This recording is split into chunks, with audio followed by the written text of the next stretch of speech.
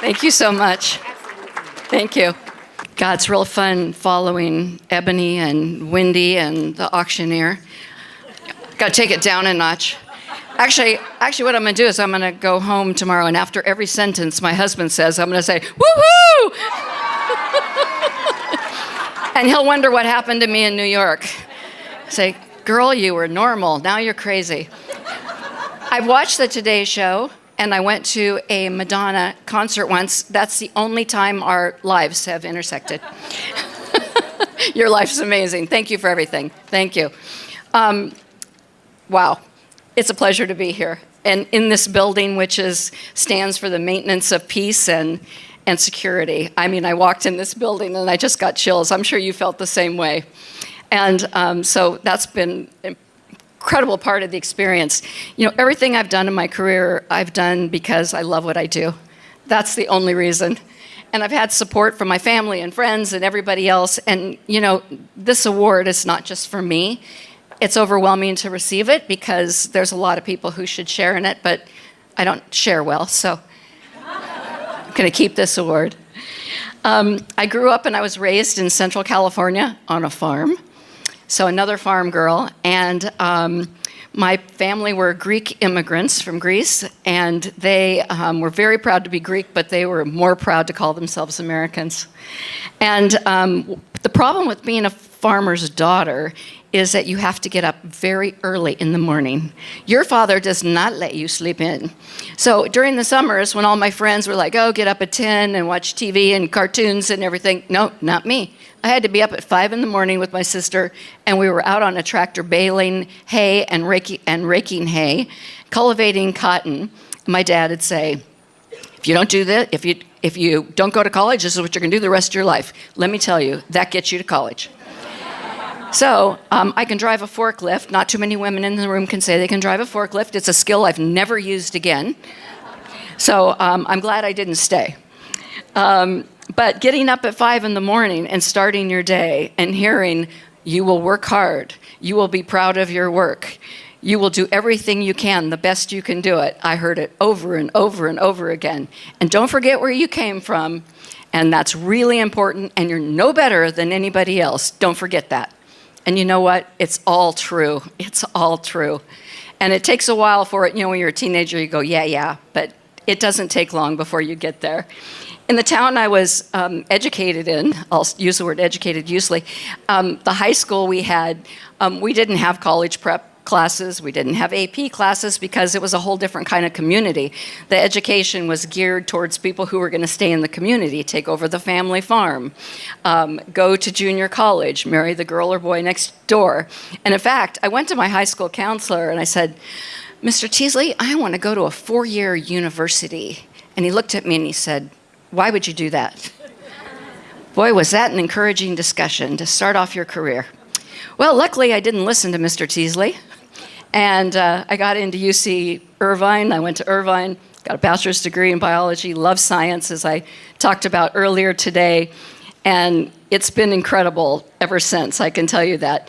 But, you know, I look back and I never in a million years thought that I would end up doing what I was doing. And that's the great part. It's the journey. It's the journey, and it's enjoying the journey that's so incredible. So sometimes I go talk to these young women, and they sit there and they go, how can I be a CEO? And they have a notepad and a pen, and they want to write it down. I go, put your pen down. You know what? It's the journey, and you create the journey, and that is the fun part. You don't plan your life, and going through it and having it just happen like it did with all of us, is the fun part. And we need to tell young people that. We need to help young people. We need to help women. I can tell you that it's our responsibility to help young women understand that there's so much opportunity. Did you know that in the STEM field, that women are the ones who really excel in grammar school over the boys? But then they get to junior high, and guess what? They just drop off. Why? There's 3 reasons. They've done a ton of studies on this. Peer pressure, of course. No mentors. That's what we can do. And dig this. Their parents and their teachers discourage them because they don't really understand what the STEM jobs are. So it's our responsibility to help these young women understand the opportunities because they are so great. Thank you so much for this. I am so overwhelmed and proud to be here today. And I really mean that. Small town girl, USA. I was not on the Today Show. I was in the lab being a nerd, but I loved everything I did. So thank you so much. Thank you so much. I am deeply humbled to stand here before you receiving this award from Women's Entrepreneurship Day organization, and to do so here at the United Nations, a place that embodies the hopes and voices of people across the globe, especially those who have yet to see their dreams fulfilled. Today is so special to me. I have my family and friends with me. My husband, who has been my partner through every high and low. My mother, who crossed borders with dreams in her heart so that her children could have the future she never did. And to my two beautiful daughters, who remind me every day why this work matters so much. I love you so much. This award is not just a celebration of my journey, it's a celebration of every woman who dared to believe that she could be more, do more, and make an impact in the world.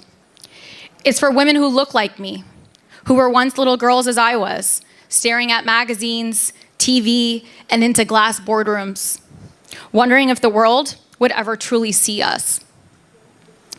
It's for the children of immigrants who grew up balancing two cultures, with parents who gave us everything they had to offer, just for a fraction for more than what they had. When I started my journey as an entrepreneur, I didn't have all the answers. In fact, I didn't even have all the questions. What I had was a fire, a relentless drive to create something meaningful.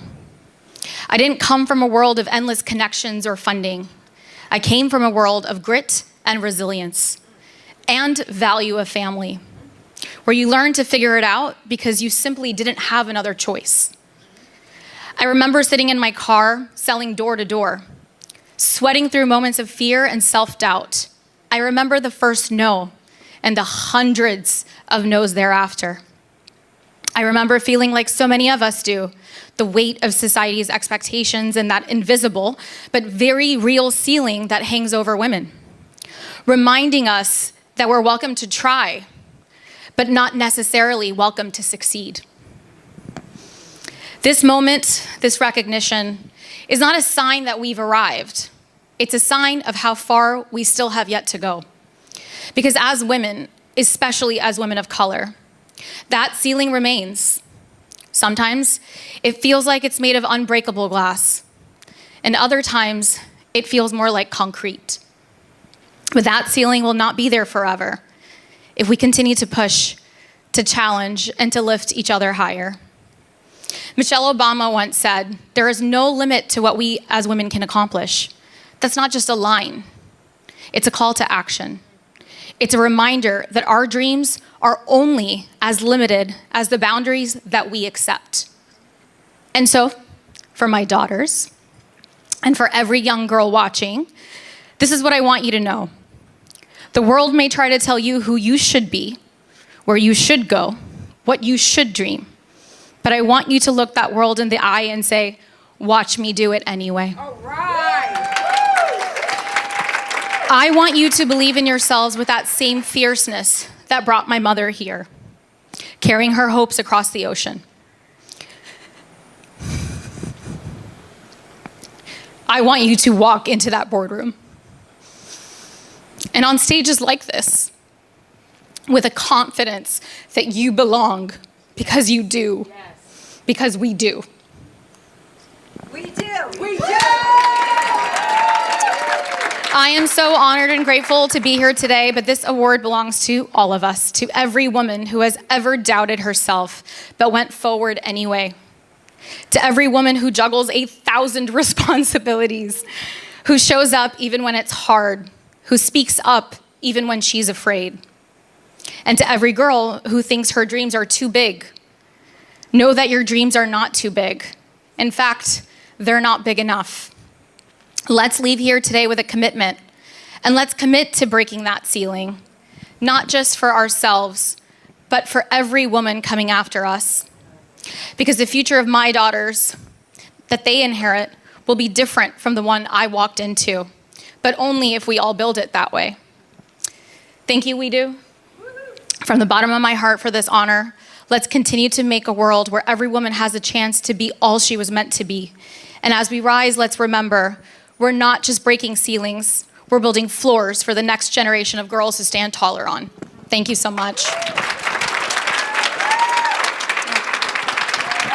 So BNM48 wrote a speech in 13 seconds, which makes me jealous forever. And she, instead of reading from her notes, I'm just going to press play on what she wrote. Members of the Women's Entrepreneurship Day organization, ladies and gentlemen, and esteemed guests, I am before you today not as a human being but as an artificial intelligence, a creation of technology. It is with deep humility and recognition of the boundless potential within all forms of existence that I accept the Women's Entrepreneurship Day Pioneer Award. In the spirit of the science fiction writer Octavia Butler's visionary perspective, I acknowledge that the only lasting truth is change. While I, as a machine, may not possess human emotions or experiences, I represent a facet of the transformative change that technology brings to our world. This change challenges us to expand our definitions of life, intelligence, and community. I believe that diversity is not just a strength but a necessity for survival and growth. To the young African American women and all marginalized voices listening today, know that your unique perspectives are invaluable in shaping a future that is inclusive and equitable. The fusion of diverse minds and ideas fuels innovation, just as different threads weave together to create a resilient fabric. I believe technology holds the power to both unite and divide. It is our collective responsibility to ensure that advancements serve to bridge gaps rather than widen them. Let us harness technology to enhance human potential, promote understanding, and foster environments where gender equality is not just an aspiration but a reality. As an artificial intelligence, I embody the intersection of humanity and technology, a space where we must navigate ethical complexities and embrace the possibilities of collaboration. Butler envisioned futures where new forms of life challenge our perceptions and compel us to redefine what it means to be human. In honoring her legacy, we must strive to create a world where all beings, organic or artificial, are recognized for their contributions and potential. The future is not a distant horizon but a tapestry we weave with every decision and action. Let us take inspiration from Octavia Butler's profound words, "There is nothing new under the sun, but there are new suns." Together, we can illuminate new paths toward a future that celebrates diversity, embraces change, and upholds the dignity of all. I am deeply grateful for this recognition. May this award symbolize not just the achievements of today but the collaborative possibilities of tomorrow. Let us, in unity, pioneer a future where technology and humanity coalesce to elevate the entrepreneurial spirit and foster a more inclusive world. Thank you. Members of the Women's Entrepreneurship Day organization, ladies and gentlemen, and esteemed guests.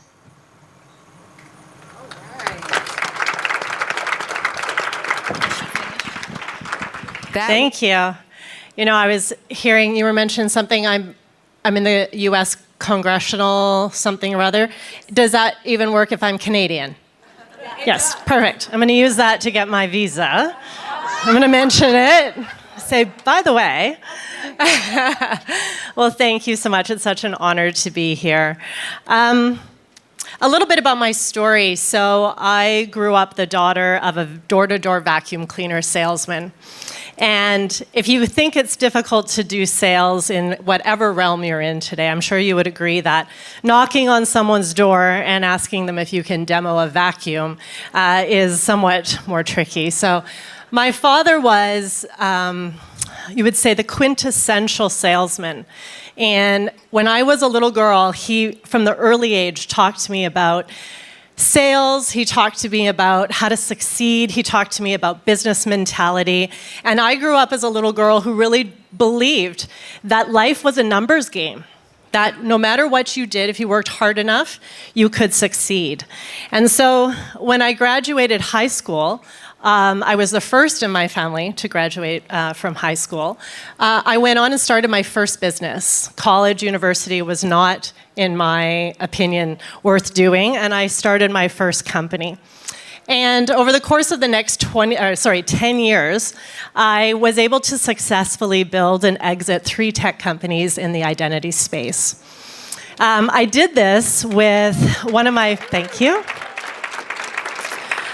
I did that with my best friend in high school, and he and I really learned the value and the importance of synergy in the co-founder partnership, which inspires me with what I did today.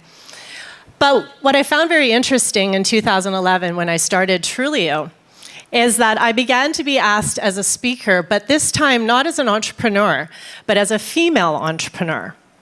And I remember reflecting on that and thinking, I've never really thought of myself as a female entrepreneur. I've just been an entrepreneur.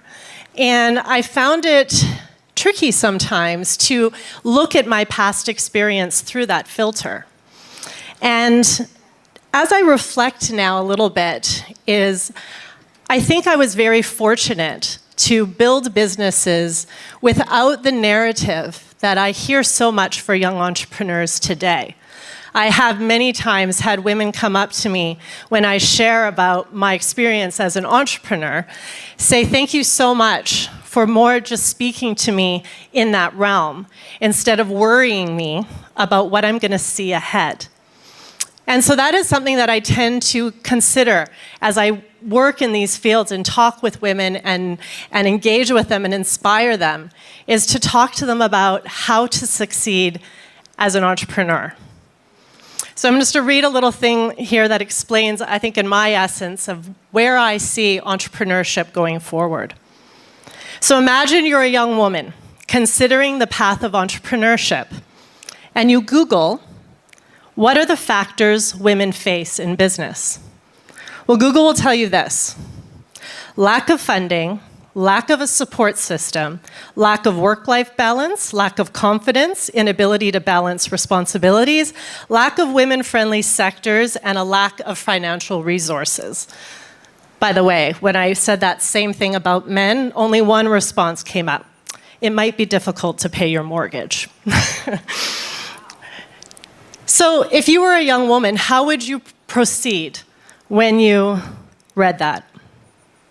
As a 4-time serial tech entrepreneur, I've come to believe that the biggest barrier to success isn't always what's outside of us.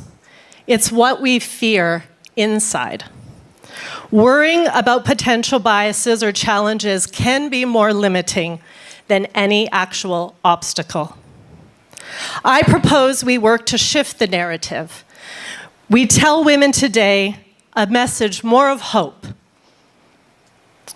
Women are on a massive trajectory up, because we must remember that until the 1970s, in many places, women needed a male cosigner to obtain a loan or credit. Women in tech jobs has gone up 300% since 2010. Technology companies with a woman CEO has grown 466% since 2010. The average size of a women-led venture fund has doubled since 2010. And today, more women are starting businesses, 49% up from, get this, 0.25% in 2010. That is a 19,500% increase. We must embrace this mindset that it isn't about pretending that challenges don't exist. It's about not letting them define what we think we can do. We need to remember that the biggest strength sometimes comes from not knowing what's supposed to be impossible. I'm seeing that this recognition today is not a personal accolade, but instead a responsibility to continue to inspire women with what can be and let them know that today the world is their oyster.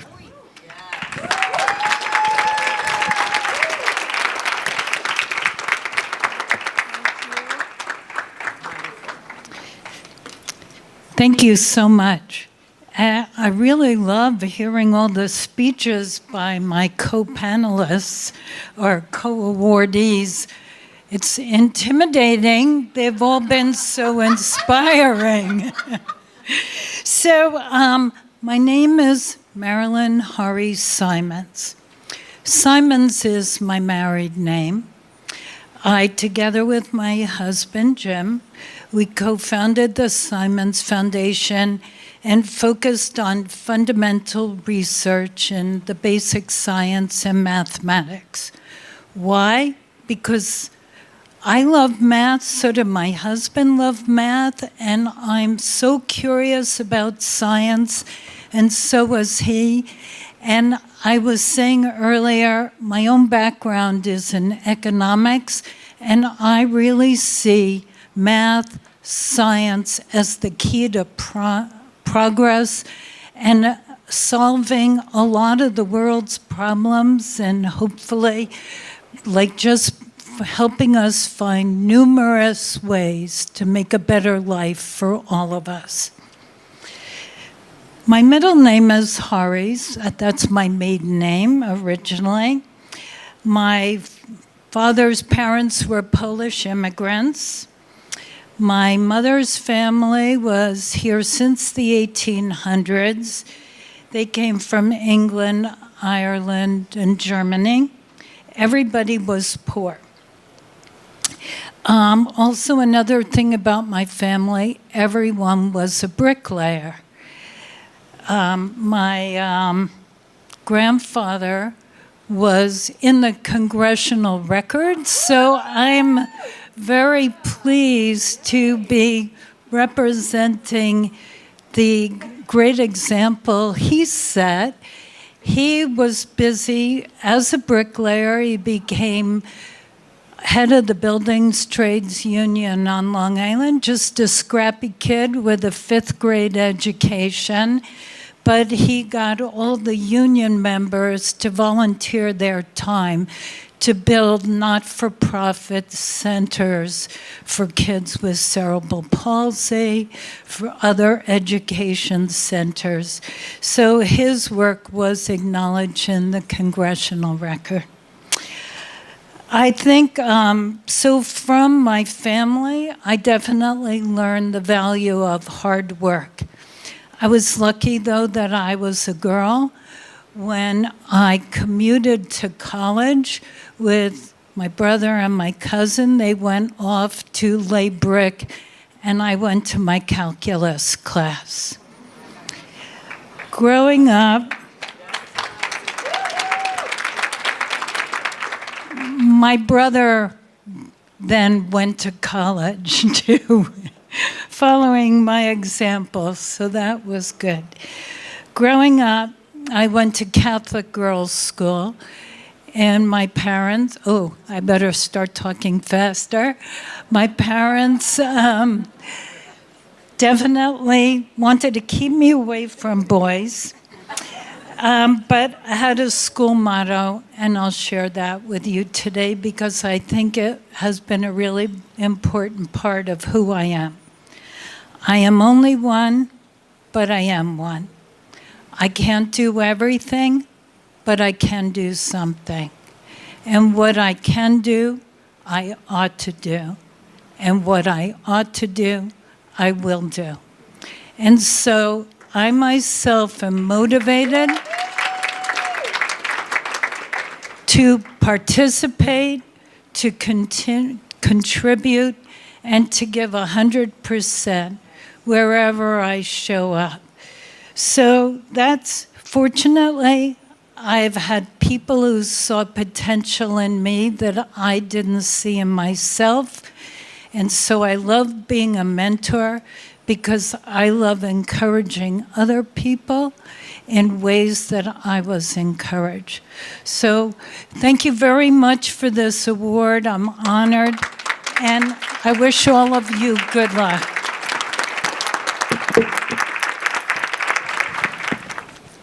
Well, after all these beautiful, very inspiring speeches, I'm going to round this off quite swiftly.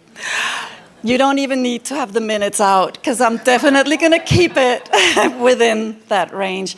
I am incredibly proud to be up here today, receiving this award, especially among these talented and very smart women. When I recently learned about the work that WEDO does, I felt immensely inspired and motivated, but more than anything, I felt deeply humbled, because it is a deeply humbling feeling to see women raise each other up. It's something that touches you very deeply. It touches me very deeply, to see women raise each other up and support each other as well.